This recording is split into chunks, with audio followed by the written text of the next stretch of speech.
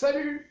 Aujourd'hui, belle journée du milieu du mois d'octobre. Nous parlons d'un sujet moins drôle que le soleil. C'est la gastro-entérite.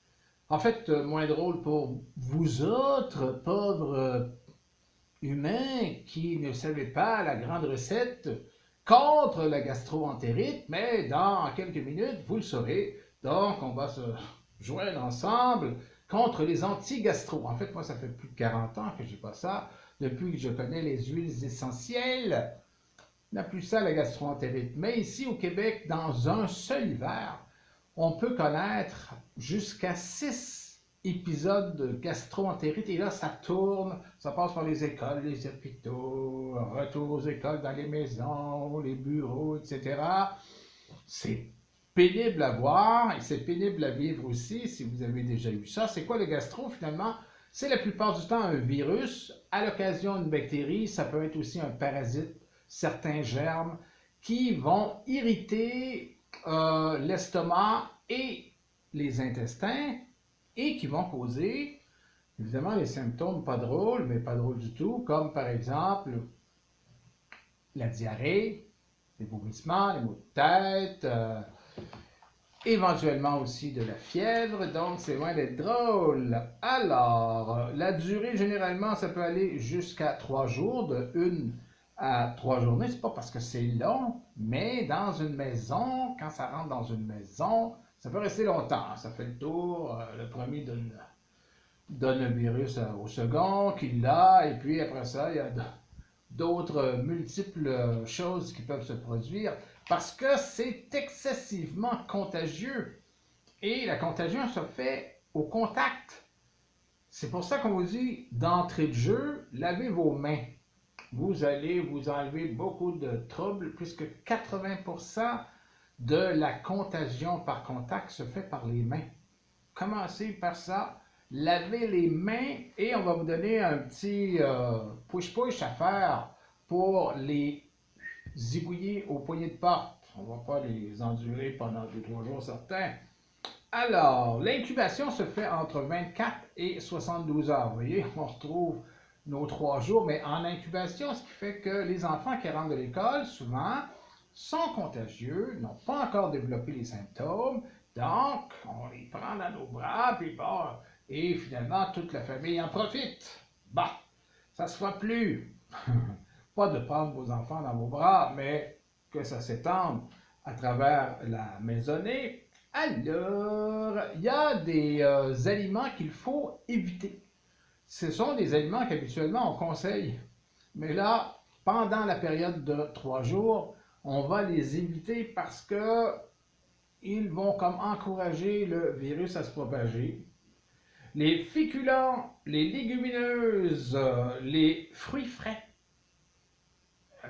Pas pour manger des fruits pourris quand même, mais les fruits frais, on va arrêter ça pendant 3 jours pendant que vous avez le virus en vous, sauf la banane. Parce que la banane, elle va limiter les diarrhées et aussi les maux de tête en même temps, etc., les maux de cœur. Bon, alors la banane, vous pouvez la garder. Les autres, oubliez ça. Il y a aussi le riz qui va limiter les diarrhées. Les légumes verts, on oublie ça pendant cette période. Les fritures et les plats épicés.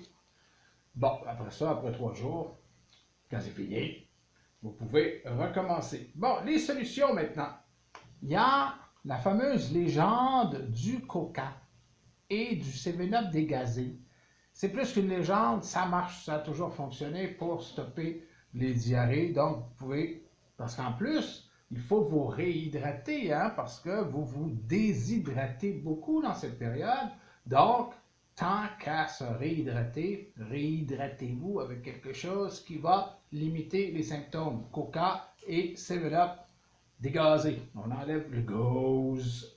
Les huiles essentielles qui sont antibactériennes, j'en ai sorti quelques-unes, il y en a plusieurs, il y en a même beaucoup, mais à un moment donné, il faut se limiter. Hein. J'ai pris parmi les moins chers le benjoin, la bergamote, le bois de rose, l'épinette noire et ma préférée, le citron, parce que le citron, va non seulement zigouiller beaucoup de bactéries, mais en plus, ça a un parfum frais dans l'air. Et c'est des parfums frais. On ne crache pas là-dessus parce que déjà là, les parfums qui viennent de la pathologie en question sont moins agréables. On veut couvrir ça, rafraîchir l'air, l'huile essentielle de citron. Ça nous prend aussi au moins un antiviral. Alors évidemment, pour l'autre groupe, on en prend juste une. On choisit dans le groupe que j'ai mentionné, on avait besoin juste d'une.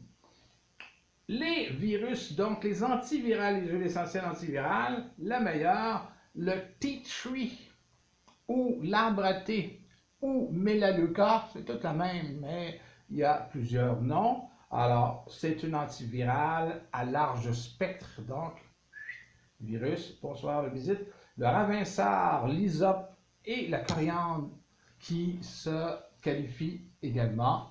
Alors, pour vaporiser dans l'air et assainir l'air et s'attaquer au virus en question. Et finalement, vous pouvez rajouter aussi l'huile essentielle de menthe poivrée qui, elle, évidemment, ça attaque l'estomac, les intestins, le ventre, les petites douleurs. Ça va vous donner un effet frais, ça va ralentir aussi la douleur. Parce qu'il y en a qui, à un moment donné, on dirait que le virus s'amuse à tordre les boyaux.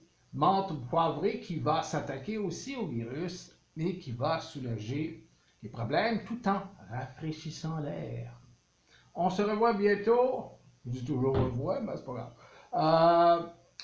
Bientôt, je vous parle des problèmes avec la cage thoracique au niveau du système nerveux, c'est-à-dire un peu de névralgie au niveau de la cage thoracique et comment soulager le tout. C'est pas facile avec la cage. Abonnez-vous et bonne fin de journée.